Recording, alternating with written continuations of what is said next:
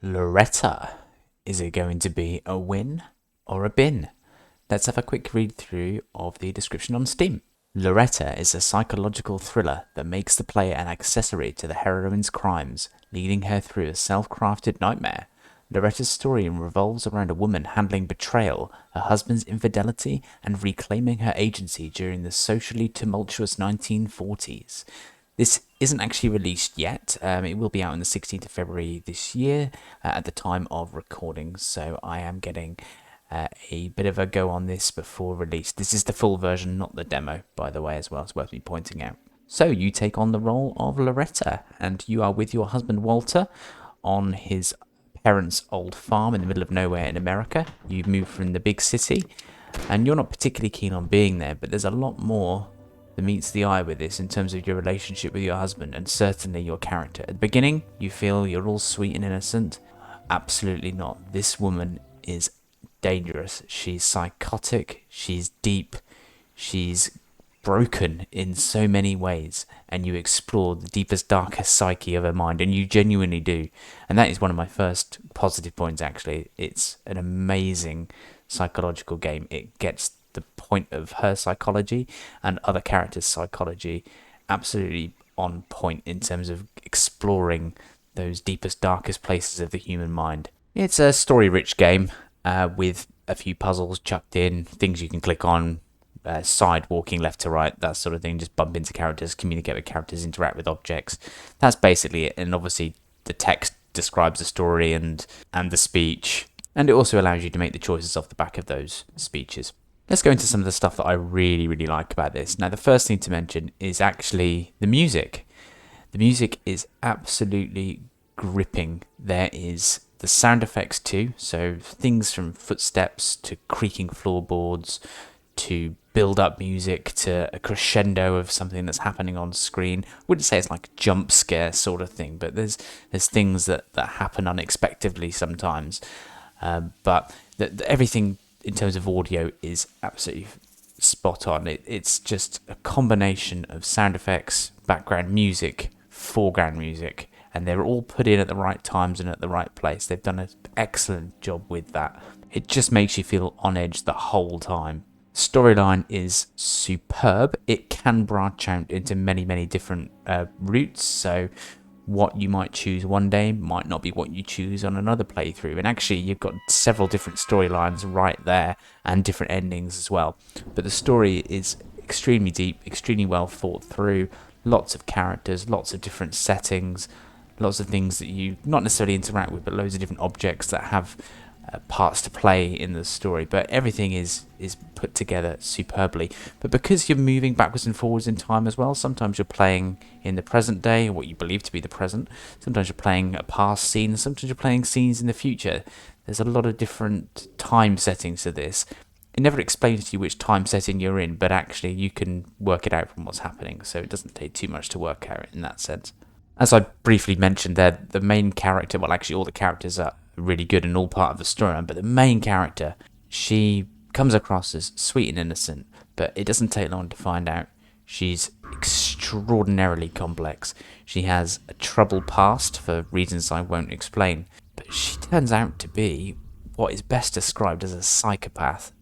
And your emotions whilst playing as her, primarily because sometimes you do take control of other characters temporarily, but she is the main character you play as, you go on a roller coaster of emotion with her. You feel sorry for her at times, you want to kill her at times, you want to hold her back from doing all these crazy things sometimes. Sometimes you want to push her towards things, really, really encourage her to do certain things. She's deep, very, very deep. All of the other characters too, they've all got upsides and downsides, dark sides, light sides, fake sides, true sides. But she is the most complex of them all. A deeply psychotic woman with sweetness, hate, love, and any other emotion that you can possibly imagine, and any other trait that you can possibly imagine. She has something of everything. However, the game is not perfect. There are puzzles in the game at random points. Occasionally you'll have to piece together certain things that are happening, possibly in a literal sense. Some things are like shredded pieces of paper or shattered crockery that you have to reassemble, but nothing ever explains what to do why you're doing it and how to do it, it doesn't mean anything. Some things are just literally a case of jiggling your mouse around, clicking a few times, and hope that you'll solve the puzzle. You can fail puzzles really easily as well, but because you've got no sodding idea how to do it, it becomes quite frustrating. So I think certainly the puzzles in this are probably a good thing to have, because it does break things up, but they are not done very well at all. They need a complete rework, in my opinion. Make them worth something and relevant to what the game is doing, and at least explain to people what they're supposed to do in the puzzle. You can't run, so as you're trying to move from room to room, left to right, sometimes you wish you could just hold down shift and go a bit quicker, but you can't. Just a minor thing, really. Another thing that isn't strictly something that's wrong, but something I think really could add to this is actual voice acting. Good voice acting, though. Just to add to these deep characters, because you've got all of these complex characters that you're getting purely off text, because the graphics are effectively 8-bit, but you need something a bit more, I feel, just to add a bit of personality. The personality is already there, of course, because I'm passionate about the complexity of the characters, but if there was a bit of voice acting, my god, it would be mind-blowing. But I appreciate it might be budget or something, so I'm not going to be too critical. Another thing as well, it did annoy me after a while, but there are various objects that you can interact with in a lot of point-and-click adventure games, and this has an element of that in it. You click on an item, your character will walk to it. No, you can't do it on this.